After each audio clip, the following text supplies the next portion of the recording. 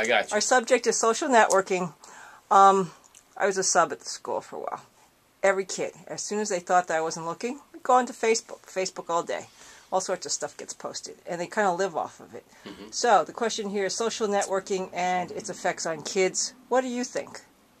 Well, I think like anything else, social networking has its pluses and its minuses, depending upon how it's used and depending upon how the child uses it and depending on who the child is.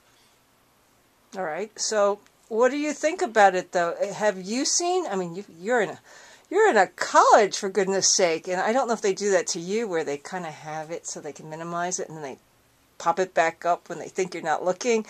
But they You spend mean a lot. texting No, while they're in class? You can minimize it on the screen, Okay. and then they can do what they think is work while Oh, you mean they're in while class. they're working on And then it pops right computers? back up. Yes, when they think you're not working, you're not looking at them and stuff like that. These kids, it's a constant thing.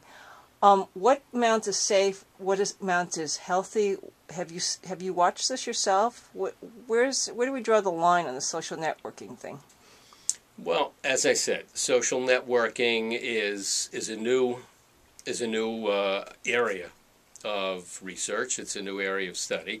It's a new intervention, and everything new that adolescents or young adults find a lot of time engaging with has been criticized by adults as being addictive, as being problematic, as causing terrible behavior. We can go back to radio, television, rock and roll. All of these were seen as ideological considerations for all the problems that adolescents and young adults experience. And like anything else in life, it's important to have a balance. Let's say one aspect of social networking has to do with the maintenance of friends.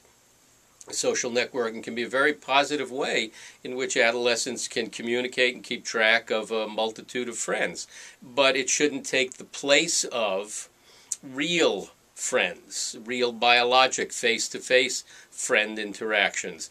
And if a child has friends and outside interests, possibly sports teams or working outside, and then spends some time on the computer and social networking, communicating, there really isn't any problem.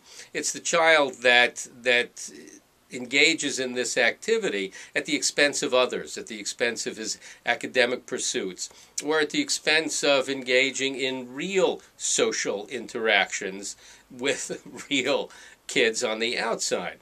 Sometimes for shy kids it's a means, it can be very positive, it can be a means by which a child practices social interaction.